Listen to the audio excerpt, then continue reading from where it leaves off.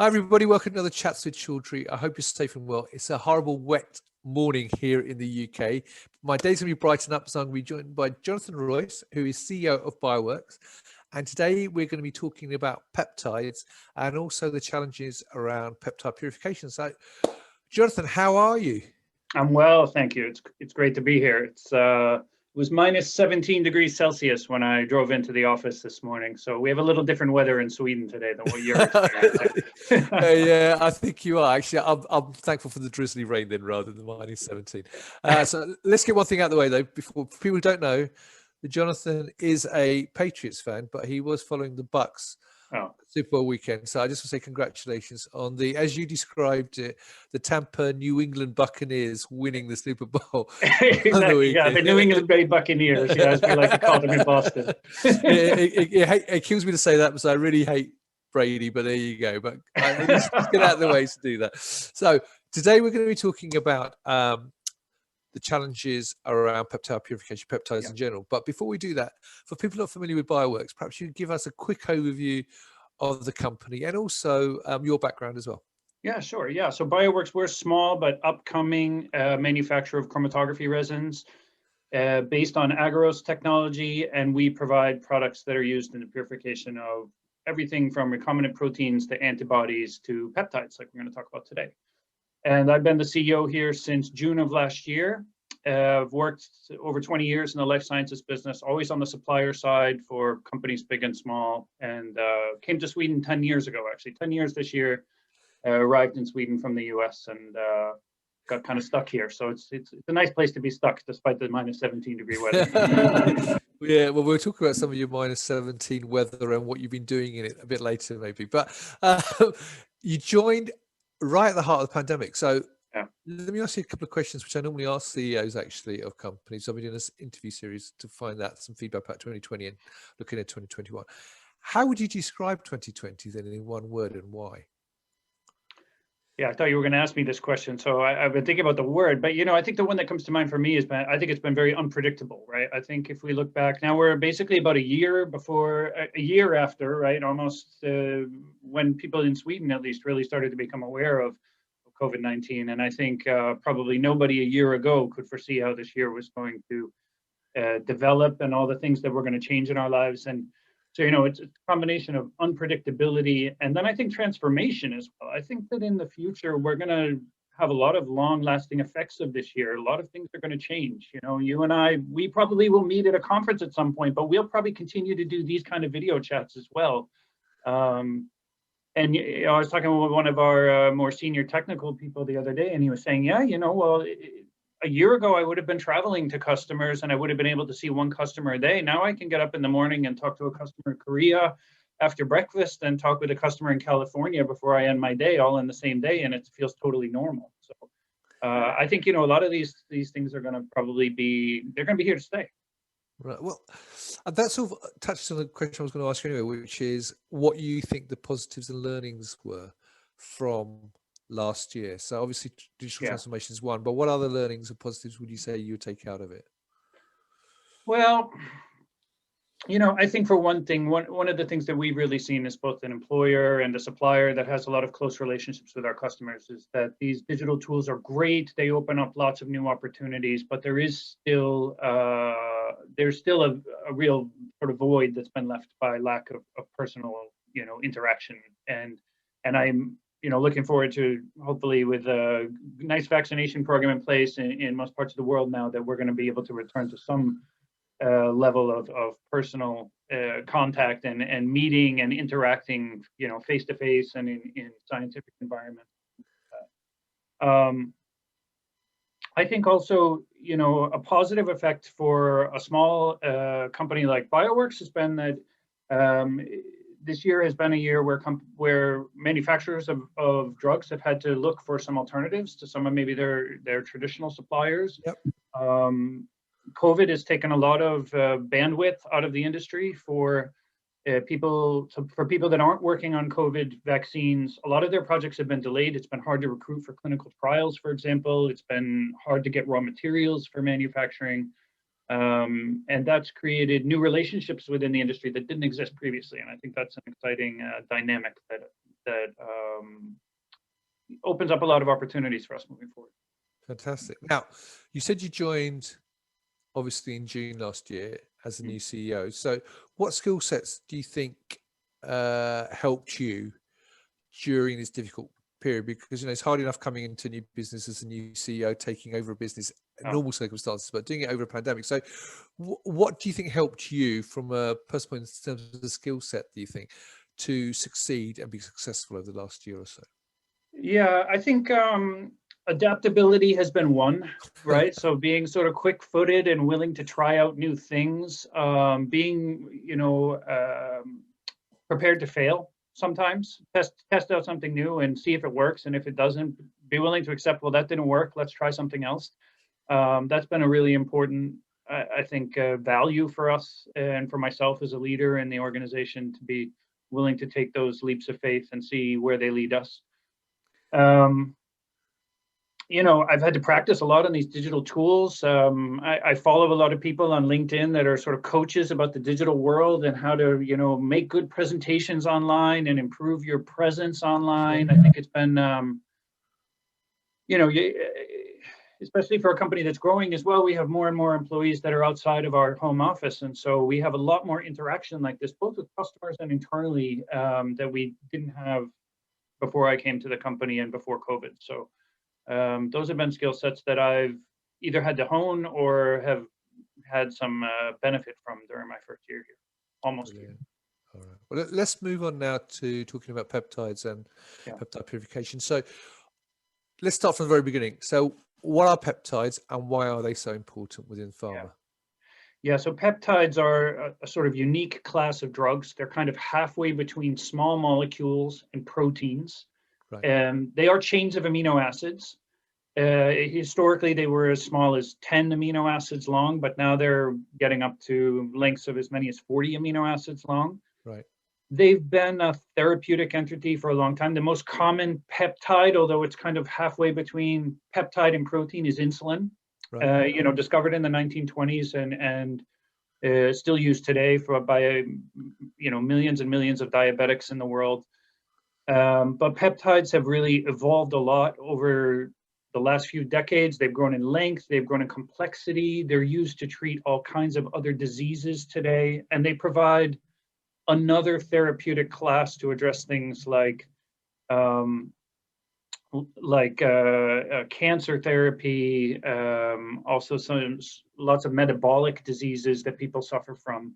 So they're another tool in the toolbox, basically, for pharmacists to try to make people's lives better. And they've had an interesting journey over time. I mean, they've been hot and then they've been cold, and now it seems like they're sort of on the uprise again as people start to understand the chemistry behind them better, and new technologies come into play that allow us to find new types of peptides. Historically, people work mostly with native peptides, things that they can identify. Now, things like phage display mean we can have peptides that don't occur in nature, but actually have really interesting therapeutic effects. Right. Okay. And in terms of peptide purification, why is that important? And what are the challenges that researchers have when they do that? Yeah. So it's analogous to any sort of protein purification, right? You have your target molecule, and then you have the impurities that you want to remove. And of course, you want to remove the impurities because you want a patient to get the pure drug substance, but you don't want them to get administered with things that are not of therapeutic value or might even cause an adverse reaction. But the thing that's interesting about peptides is the sort of types of impurities we have are a bit different. First of all, peptides are synthesized. They actually build them as chains of amino acids. They're not expressed commonly in a living cell. And so the types of impurities you get, you don't get things like host cell proteins like you get in the world of antibodies or recombinant proteins, but you get short peptides where you're missing an amino acid or the wrong sequence or a peptide that's too long. And so in some ways, the purification is a bit more difficult because you're actually trying to separate things that are a little bit more similar. They have smaller differences that you're trying to exploit to get the separation to work than what you have in traditional protein purification. There's actually this term that some peptide scientists use. They call them impossible impurities.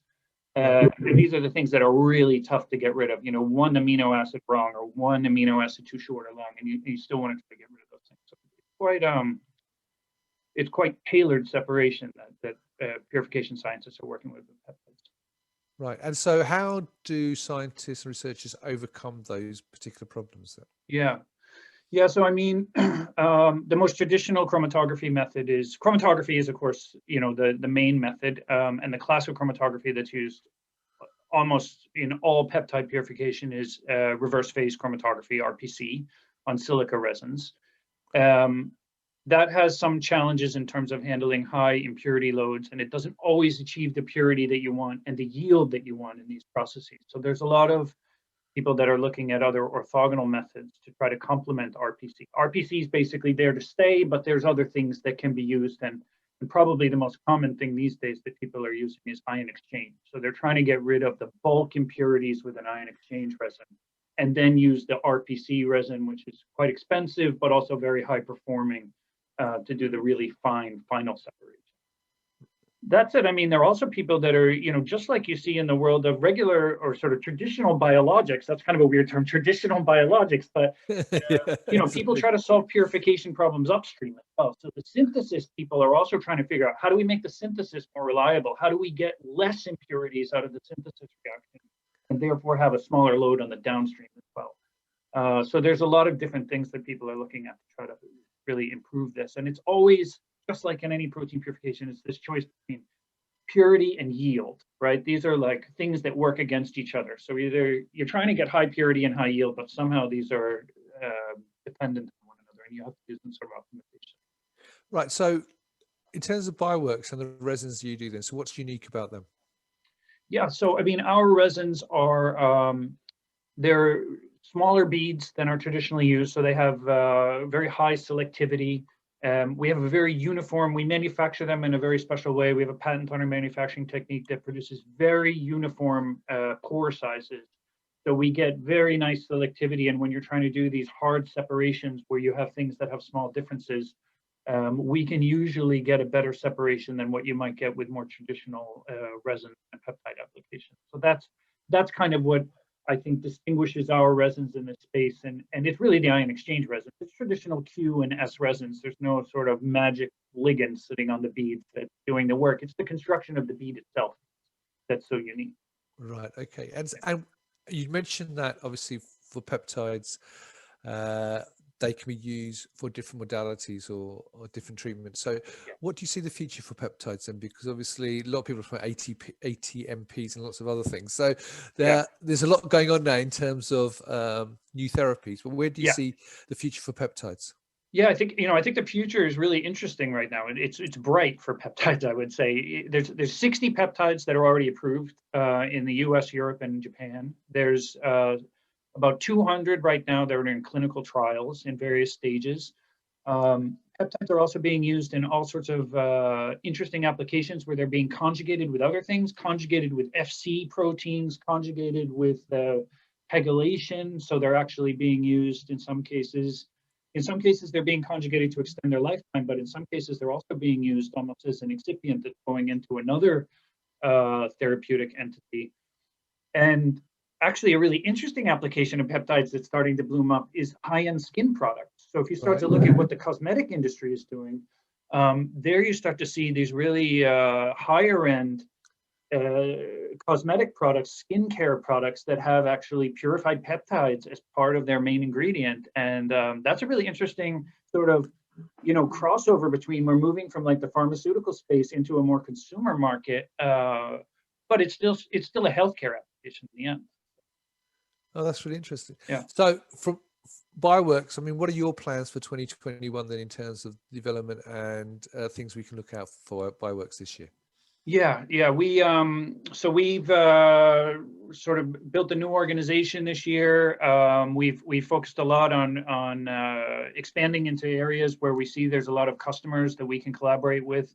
Added a couple of people in the US last year. We're adding a person in the UK in your backyard next month, and a lot of collaboration with customers in the Asian market. You can see my little wall hanging here behind me. Our second biggest owner is in Korea, a company called Amikogen, and we have a strong collaboration with them as well, trying to serve the Korean market.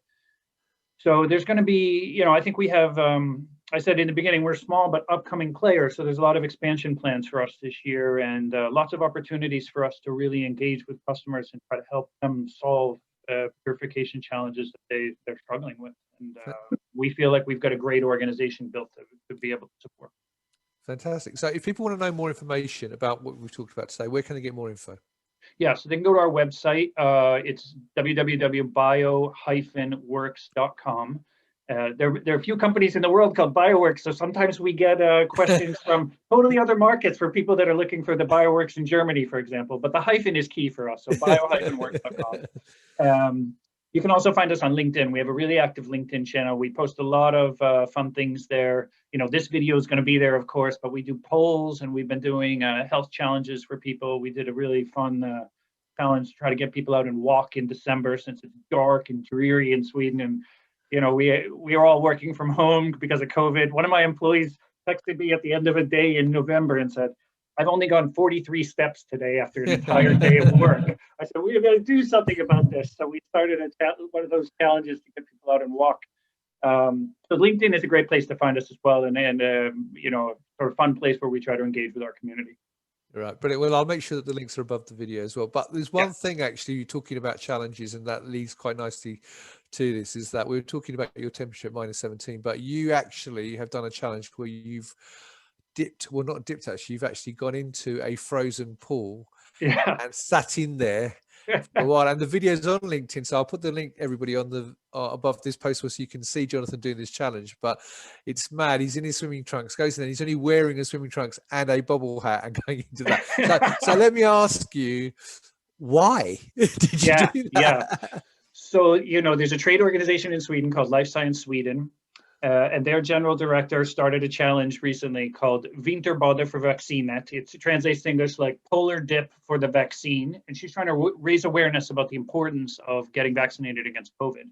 And so she's challenging people to go out and take a polar dip, film it or photo it, and then put it out on LinkedIn, and then challenge some of their friends to do the same thing. So that was part of that challenge. Myself and my colleague Johan, we went down to the lake in our hometown and brought an axe and chopped a hole in the ice. And yeah, it was an experience for sure. It was actually, you get a big endorphin rush when you're done. So it's really worth it. You feel great when you're done. But the thought process leading up to it is a bit something I can. Well, I suppose if you're a professional athlete, you do ice baths is fair enough. But for the normal person, I wouldn't have highly recommend it. Maybe you do recommend it. I don't know.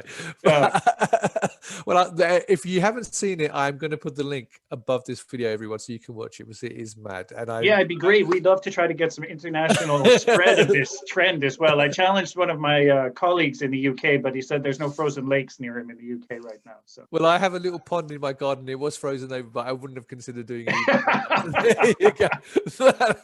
Anyway, so on that note, all I want to say, thank you very much, Jonathon, for taking the time. It's really interesting. I love doing this because I always learn new stuff about science. I'm not a scientist, so it's great to learn more about peptides and the purification process. I wish you a lot of success this year. Thanks very much. You too. So there you go, everybody. If you'd like to know more about resins and peptides, peptide purification, and the solutions that Jonathon is offering and BioWorks are offering, then check out the link above the video. As I said, it'll have lots of information. Jonathon, as you said, is very active on LinkedIn. You can contact him directly, or preferably when you leave a comment below the video and let us know what you think, and Jonathon will be happy to answer it as well. Jonathon, are there any events that you're going to be at in the near future as well? Any virtual events? So coming up, we're going to be actually running a small series of mini webinars starting in March. So we've invited in some experts in the peptide area. The first one's going to be a gentleman named Per Muller, who's worked a long time at Polypeptide. So he's going to be doing a small presentation about his thoughts about the peptide market, and then available for questions and answers. So keep an eye out for that. And we'll be running a series of those every month up until May, when there's the Tides Digital Week. And that's going to be sort of the culmination of that series of webinars. So that's sort of, I think for this audience, that's a really relevant thing to keep your eyes open for. Fantastic. And if you have the link ready, I'll put that above the video as well. So all that's to say is thank you very much. Have a wonderful 2021. I hope you're healthy, successful, not too cold, obviously. And I'll hopefully catch up with you soon. And to everybody else watching, I hope you found that useful. As I said, check out the links, leave a comment for Jonathon.